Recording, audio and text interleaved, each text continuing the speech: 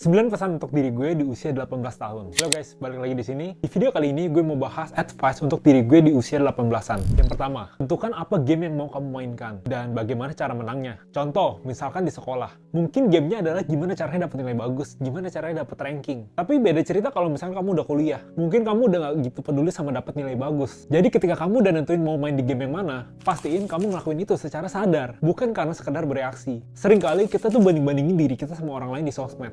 Padahal mungkin sebenarnya kamu dan mereka yang kamu bandingin, kalian tuh bermain di game yang berbeda. Orang itu mungkin jagonya main bola, sedangkan kamu jagonya angka. Beda gamenya. Mungkin orang itu jago investing, sedangkan kamu jagonya masak. Gak ada masalah, yang penting kamu tahu apa game yang kamu mainin. Dan gimana cara menangin game tersebut. Yang kedua, kamu bisa pelajaran skills yang terus compounding secara jangka panjang. Anak umur 18-an biasanya berpikir jangka pendek. Wajar kok. Itulah kenapa kamu harus mulai sadar dan mulai kembangin skill dari umur 18-an. Bahkan kalau bisa dari lebih muda. Karena semakin awal kamu memulai, kamu akan semakin cepat jagonya. Tapi ingat, ketika kamu lagi berambisi untuk mempelajari sesuatu atau mengerjakan sesuatu, kamu juga harus perhatikan postur tubuhmu. Mungkin pada saat laptopan, kamu merasa keren, kelihatan sibuk. Karena masih umur 18-an, kamu belum ngerasain apa-apa. Tapi nanti pas umur 25-an, mungkin kamu baru nyadar, kamu ngerasa bongkok. Dilihatnya jadi nggak bagus. Kamu juga mungkin jadi lebih gampang pegel-pegel karena posturnya bermasalah. Yang ketiga, bangun koneksi ke sebanyak mungkin orang dengan background yang berbeda-beda. Kamu mungkin akan pergi kuliah, bertemu dengan banyak teman baru. Ada dua hal yang harus kamu tahu. Pertama,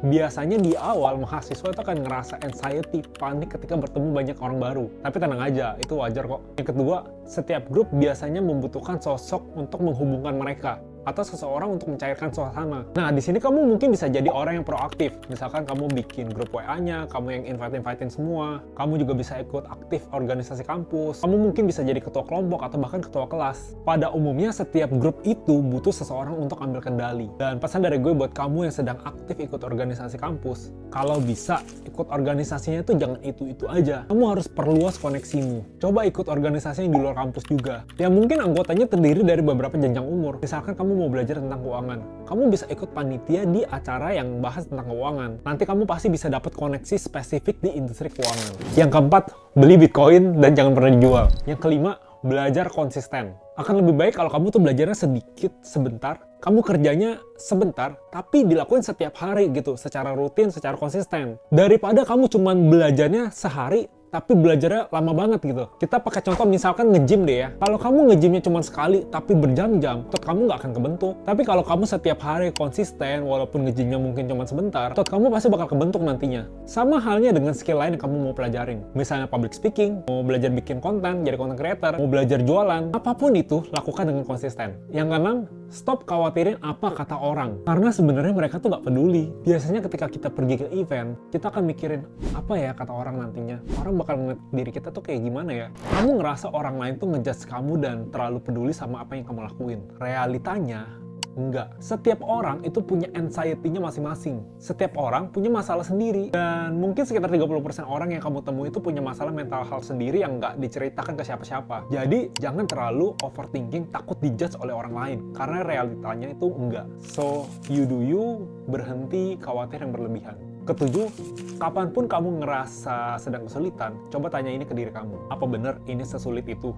Dulu waktu gue ngalamin tekanan finansial sekitar di umur 17-an tahun, gue punya utang sampai 70 juta rupiah. Saat itu gue ngerasa kayak masalah ini tuh besar banget. Ngerasa ketakutan, anxiety, dan tanpa sadar gue merespon itu berlebihan dari yang seharusnya. Kayak padahal mungkin kalau sekarang dipikir-pikir lagi ya, mungkin sebenarnya uang 70 juta rupiah itu kecil buat mereka yang udah ngelewatin itu. Apalagi kalau misalkan masih punya tempat tinggal, masih bisa makan 3 kali sehari. Justru masalah itu sebenarnya bisa jadi batu loncatan. Seringkali kita melebih-lebihkan masalah yang kita hadapi. Gue nggak bilang ini lebay ya, tapi cara berpikir kita itu harus dibenerin. Jangan melihat masalah sebagai musibah, tapi coba berusaha untuk cari hikmah dari setiap masalah yang ada. Contoh, dulu gue punya utang 70 juta rupiah, tapi ternyata nggak nyampe 1 tahun, itu utangnya lunas, dan bahkan gue punya tabungan lebih. Yang tadinya gue anggap masalah, ternyata itu bisa jadi bensin buat gue putar otak dan cari cara buat keluar. Kedelapan, belajar tentang seni menikmati proses. Fokus ke proses, jangan cuma melihat hasil. It's okay buat punya goals, punya ambisi untuk mencapai sesuatu. Misalnya di umur 18-an kamu punya goals untuk mencapai 100 juta pertama. Yang terpenting itu bukan uang 100 jutanya, tapi proses ketika kamu berjuang untuk mendapatkan 100 juta tersebut. Uang